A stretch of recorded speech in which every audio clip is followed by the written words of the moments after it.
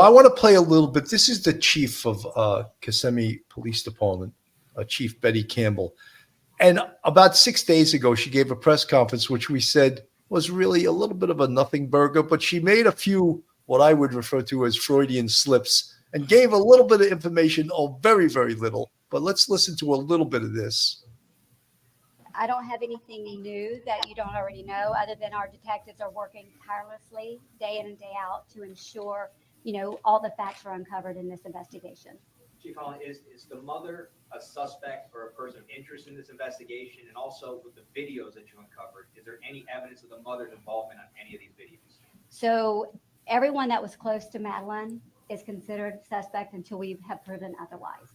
So she gave a little bit there, a little bit like everyone close to her is a suspect until we clear them. But it's not a lot. It's not a smoking gun. But I gave my feelings early on, and I've been in the chat a lot of times, and especially, believe it or not, as you know, Barbara, I think 77% of our audience are women on this show, and most true crime shows. Mm-hmm. So I got to be careful, They can beat me rather easily, but I have to be true to myself too. And when I feel something, I'm going to say what I feel, regardless if my audience doesn't feel the same thing. Yeah. And I really feel that this mother, and we spoke about, could she be involved through omission?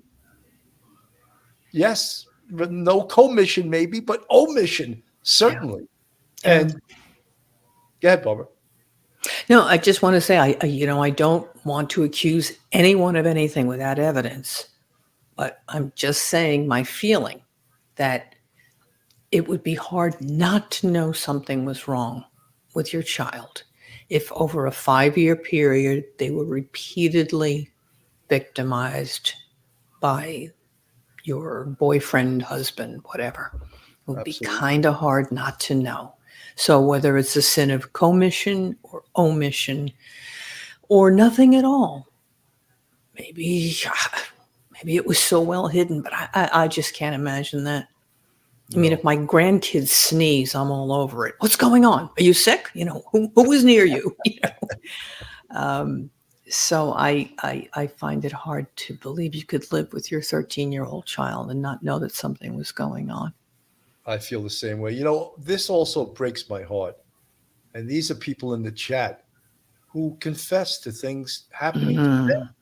And I thank them for doing it because it's very brave. And even in the way that they do it, perhaps maybe it'll help someone else come forward and someone else not suffer in silence. So Rosalind R., thank you so much. I was accused very young. Creepy grandfather. Wasn't around much. Horrible person. My mom and dad and aunts did not know. So poor Rosalind suffered in silence for all those years. And there's others in the chat that have sort of, it's sort of almost like a confession here. I don't know if it's because of Mike Geary, the father Mike Geary's here, but I didn't mean to make a joke of that. But it's touching to me that there's a certain level of trust here that, and I really appreciate it.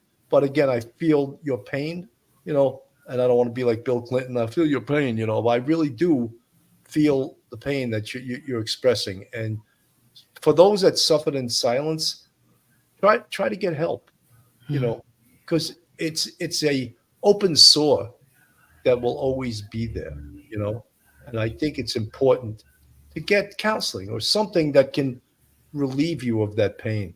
It takes a lot of courage to speak up, but I think it helps. And I think it's so brave to speak up and to say what happened. At least then you're not alone. Yeah, no, and Barbara, when I was a patrol sergeant, I remember I had this case where this young Hispanic girl was being abused by her live-in uncle. And it was more than abuse, but it was happening since she was like 13, and I think she was like 17. And the reason she came forward is because she got a boyfriend. Yeah. And she told her boyfriend what happened, and he insisted she call the police and report it.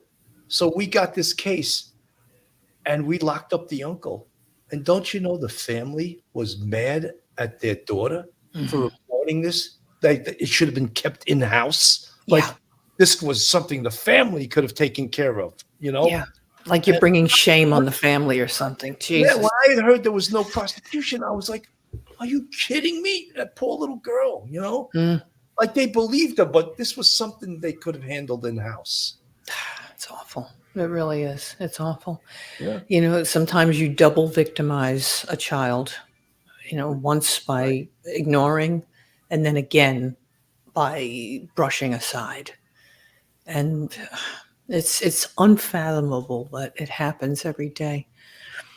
I've never been surprised by the amount of evil that there is in the world. It just No, keeps getting. not at all. Jackie Oliver, I feel very bad for Madeline. I was abused just like her. I was 7 all the way to 14.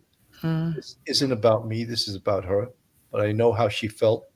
My heart goes out to this little girl. Jackie Oliver, thank you for mm, that. And again, as I said, I hope that you have gotten help for that, sought counseling, because it's very important to do that and to recover from something like that. It's very, very tough. You know, mm. it's just, and as I said, this is a community here, and many people in the chat know each other and correspond and stay in contact offline. And I think it's a loving community. And it's when you hear these stories, it's just like, again, I feel like I'm a cop again. You know, my heart goes out to you, but when the bell rings, I got to go to the next job. You know, Yeah. and that's what you did, Barbara, too. You know,